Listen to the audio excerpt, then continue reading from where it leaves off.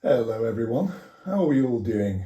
Keeping in good spirits, I trust.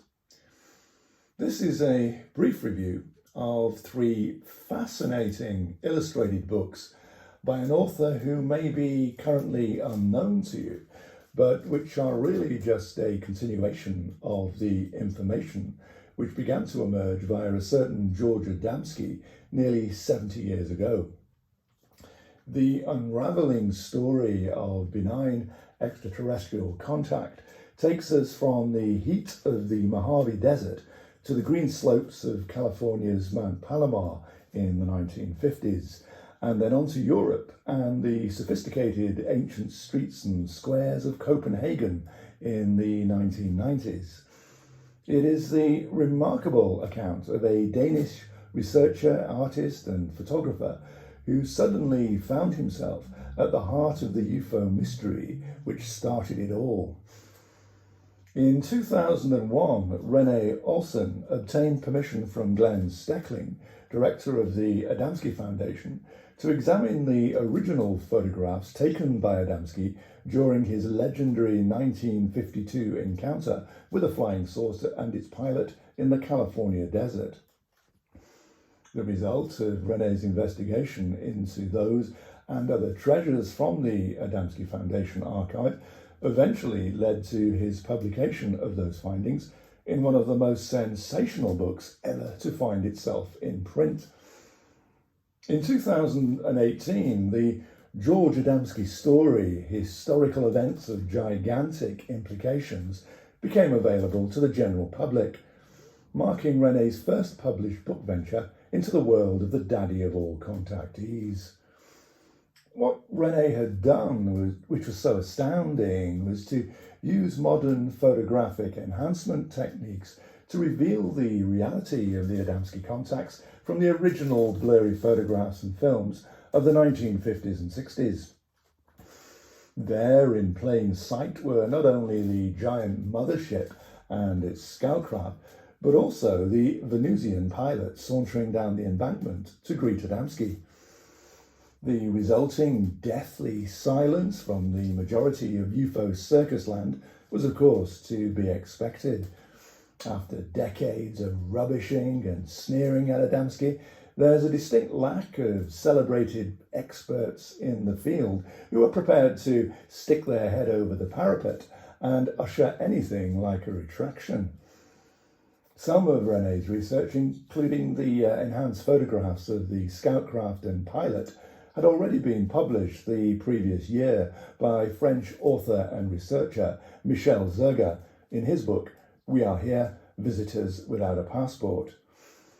While the new information was celebrated in Japan, where Michel is based, the mainstream of ufology has chosen to ignore it. The truth is always hard to swallow, especially when you've been denying it for 7 decades.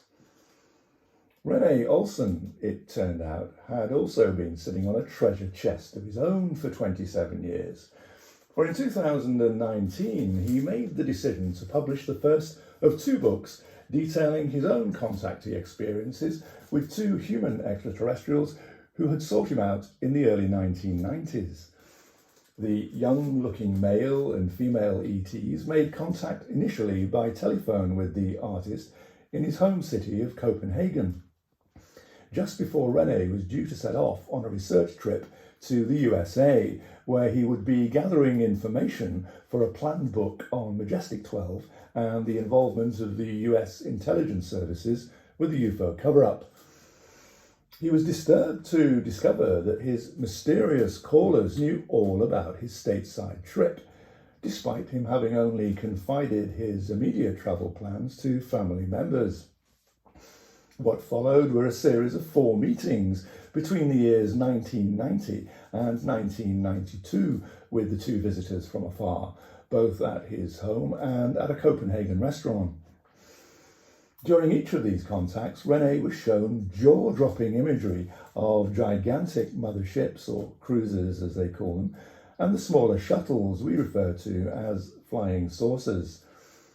With their permission, he would make notes and rough sketches of what was being shown to aid his memory, and they would later result in the two fascinating books which the visitors seemed to know he would one day produce.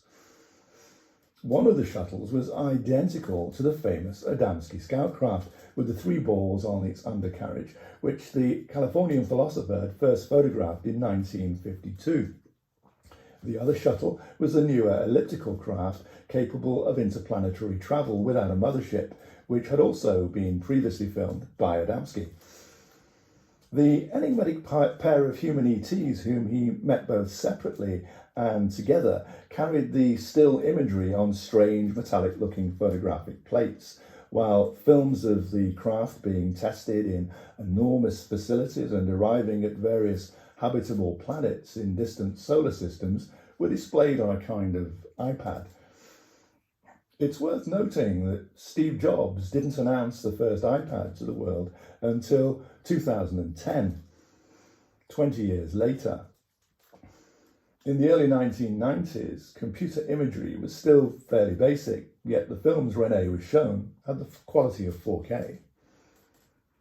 The two young visitors, whom he describes as being indistinguishable from other attractive-looking Scandinavians, had brown hair and blue-grey eyes, and were clearly intent on Rene remembering both the imagery and the technical information about the electromagnetic engines which powered their craft.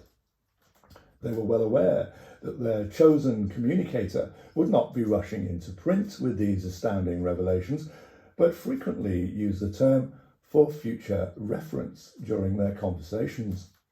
Rene took this to mean the information was not for immediate publication. A couple of years after the final meeting, he got the urge to attempt to contact them again, but both telephone numbers were by then inactive. He tried calling the Danish laboratory where the woman had been working, only to be told that she was no longer employed there. It had been explained to him during one of the conversations that the visitors would often take jobs in scientific establishments while visiting different developing worlds in an attempt to give assistance where possible. They were not allowed to interfere directly with the alien culture, but the odd hint or encouragement in the right direction was acceptable. Advanced civilizations travel and teach on less developed worlds as a matter of course, rather like foreign students extending their own knowledge of other planetary societies, while imparting what useful knowledge of their own that they can. Service to others is the norm, as opposed to the earthly obsession with the ego and service to self.